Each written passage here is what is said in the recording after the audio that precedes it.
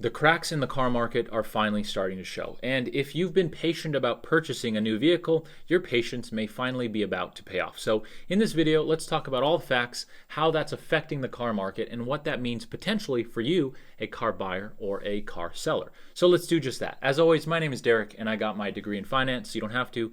Here are some of the facts. So first and foremost, car prices across the board are coming down. People for a few months have been predicting that this was going to happen, mostly because this was a predictable event. Why? Well, because the asset values that we were seeing in the car market were just unsustainable, and they were taking place because of artificial reasons. So reasons that shouldn't exist otherwise. And I'll talk about that here in a second. But first, some facts. So vehicle prices across the board are basically down, except trucks, which makes sense because trucks are usually tied to businesses which generate money.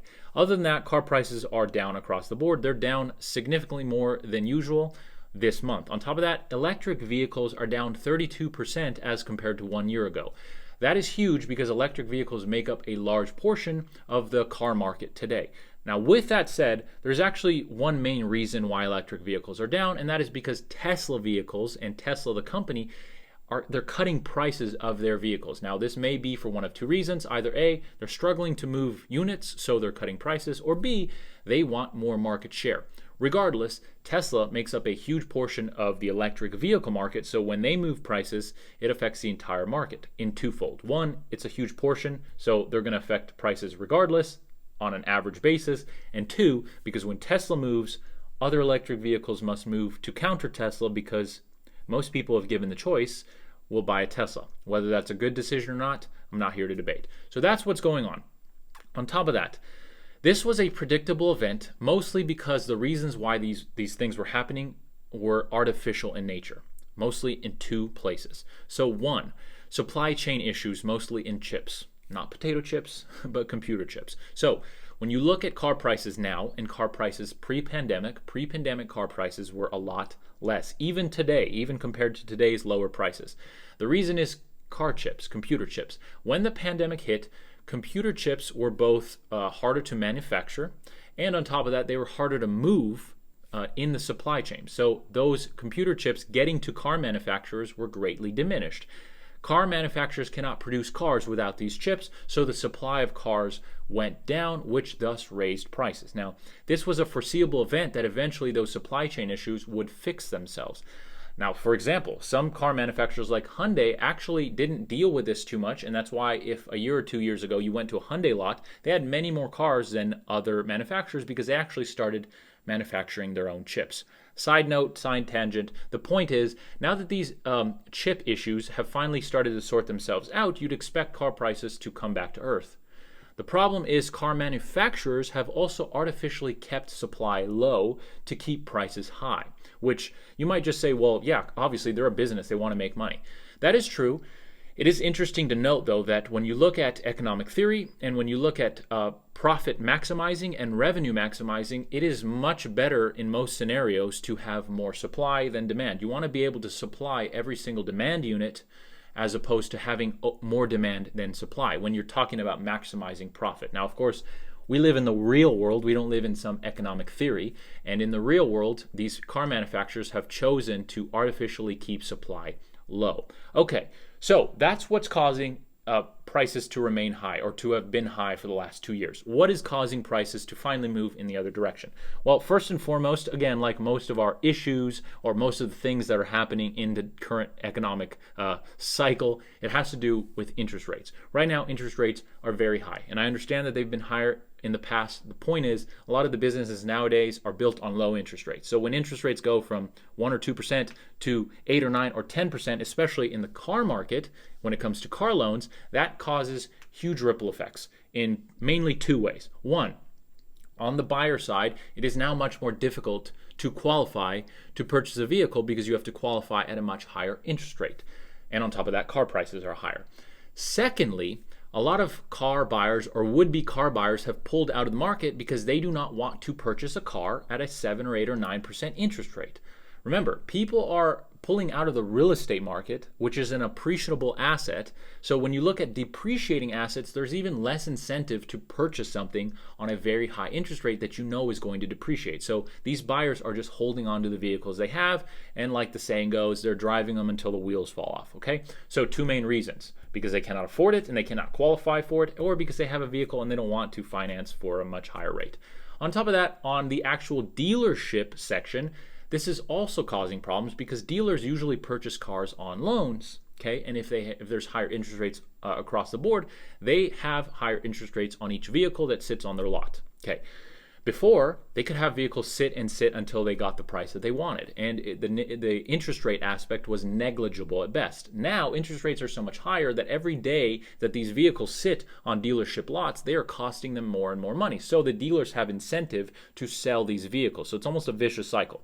People cannot afford the prices anymore, which means that dealers cannot sell the vehicles for the prices that they used to sell them for, so they have to lower prices. And that is caused because of interest rates. So it's this vicious cycle where the prices have, there's downward pressure on both ends, on the supply side and on the demand side. So now that we have kind of some of the facts and kind of some of the reasonings, let's go to what this means for you. Okay, it means that prices are probably going to continue to come down. Okay, no one can predict how much. No one knows if there's going to be some catastrophic crash.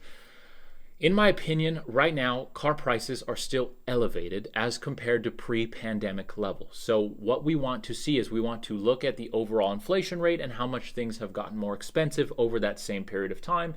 And we want to look at how much more cars have gotten expensive as compared to that interest rate. Okay, so when you do that, there is still room to the downside, but it is not significant, and we're not going to have some 50% crash in vehicles unless we enter a recession. And real quick, I wanted to bring you the math on this when we talk about the increase in car price versus the average rate of inflation. So I actually did it from 2019 to 2023.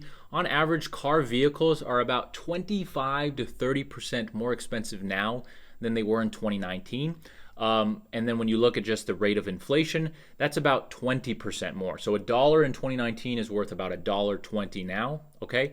And when it comes to car prices, the difference is closer to 25 to 30%, which implies, just by doing rough basic math, that cars are outpacing the rate of inflation by anywhere from 5 to 10% at current rates. So if we come down another 5 to 10% on the average sale price of a vehicle, remember, that is the average sale price of a vehicle, which right now in 2023 is about $48,000, okay? So if we come down about another 5%, that would be in line with inflation, which theoretically might be the bottom of the market, because that means that it's in line with the rest of inflation. All right, so I just wanted to bring you that math. Take it as you will. Back to the video. Unless we enter a recession, and that is a completely different conversation.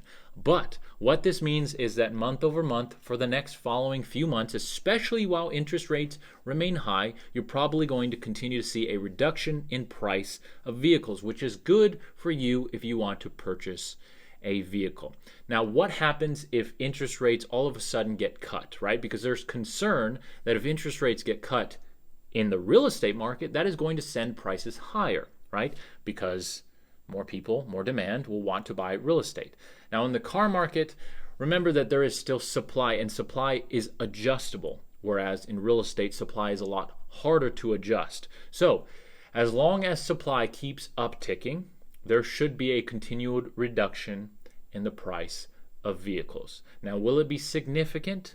Probably not 50%, probably not 40%, probably not 30%, but you will see more reductions in price on vehicles. On top of that, you will see dealer markups start to disappear. Maybe not completely, and they will still try to screw you at every turn that they can, okay? So more importantly, in my opinion, what this means for you, if you're a car buyer, what you should do is you should understand and get educated onto how these things work.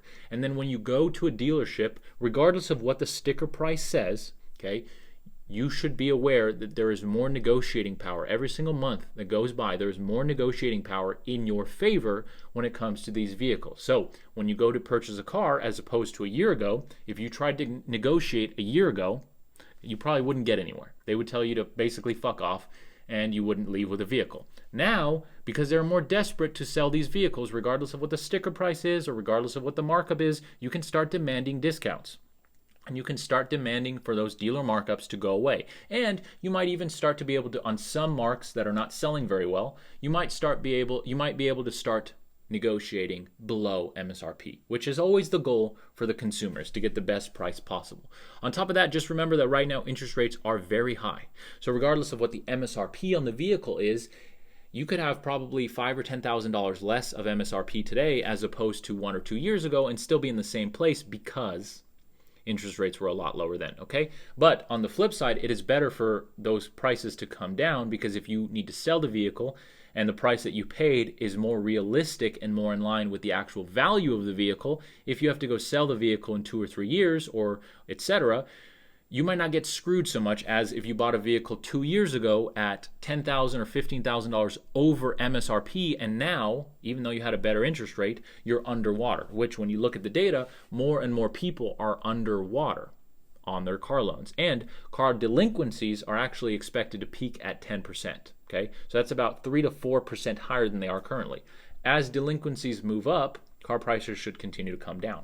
Okay, especially on the used car market as well. So as that supply finds its way into the used car market. So everything's looking good if you're trying to buy a car here in the next, say, 12 months. Obviously, I don't have a crystal ball. I don't have a magic 8-ball. I cannot predict the future, okay? But I try my best, and that's all we can do, is to try to make presumptions, not assumptions, right? Presumptions based on data. That's all anyone can do. Right, that's what you can do. And if you make enough presumptions based on data, yeah, you might be wrong here, here, or here, but your overall financial picture will be better than somebody who doesn't make any assumptions or presumptions based on data.